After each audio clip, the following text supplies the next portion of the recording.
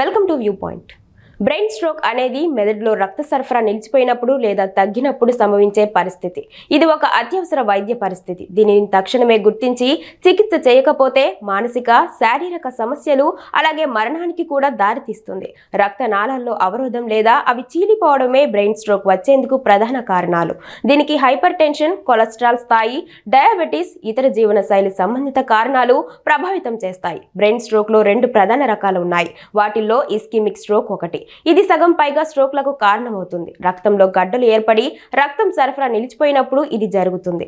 ఇది మెదడులో ఆక్సిజన్ తక్కువగా ఉండడానికి కారణమవుతుంది. హెమరేజిక్ స్ట్రోక్ ప్రధానంగా మెదడులో రక్తనాళాలు చిట్లిపోవడం వల్ల సంభవిస్తుంది. దీనివల్ల మెదడులో రక్తస్రావం అవుతుంది. బ్రెయిన్ స్ట్రోక్ కు దారితీసే కారణాలలో అధిక రక్తపోటు బ్రెయిన్ స్ట్రోక్ కు ప్రధాన కారణం. రక్తపోటు అధికంగా ఉన్నప్పుడు రక్తనాళాలపై ఒత్తిడి పెరుగుతుంది. దీనివల్ల అవి చిట్లిపోవడం లేదా గడ్డలు ఏర్పడే అవకాశం ఉంటుంది. అధిక కొలెస్ట్రాల్ రక్తనాళాల్లో పేరుకుపోయి అవి కుంచింపుకు గురవుతాయి. ఇది రక్త ప్రసరణలో అంతరాయం కలిగిస్తుంది. దీనివల్ల మెదడులో రక్తం నిలిచిపోయి స్ట్రోక్ సంభవిస్తుంది.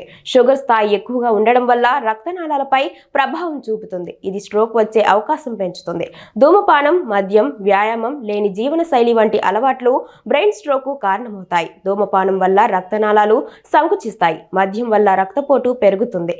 కుటుంబంలో స్ట్రోక్ చరిత్ర ఉన్నవారిలో స్ట్రోక్ వచ్చే అవకాశం ఎక్కువగా ఉంది. బ్రెయిన్ స్ట్రోక్ వచ్చినప్పుడు గుర్తించాల్సిన కొన్ని ముఖ్య లక్షణాలు ఉన్నాయి. ముఖం, చేతులు, కాళ్ళలో ఒక్కసారిగా నొప్పి లేక తిమ్మిరి రావడం, మాట్లాడే సామర్థ్యం తగ్గడం, మాటల్లో తడబడడం, తలనొప్పి, విపరీతంగా కళ్ళ ఎదుట గందరగోళం రావడం, సమతుల్యత కోల్పోవడం లేదా నడకలో తడబాటు వంటి లక్షణాలు కనిపిస్తాయి. బ్రెయిన్ స్ట్రోక్ ను నివారించడానికి సాధ్యమైనంత వరకు రక్తపోటు, షుగర్, కొలెస్ట్రాల్ స్థాయిలను క్రమం తప్పకుండా పరీక్షించుకోవాలి. ఆరోగ్యకరమైన ఆహారం, వ్యాయామం, మానసిక ఒత్తిడిని తగ్గించడం వల్ల బ్రెయిన్ స్ట్రోక్ వచ్చే అవకాశాలను తగ్గించుకోవచ్చని వైద్యులు చెబుతున్నారు.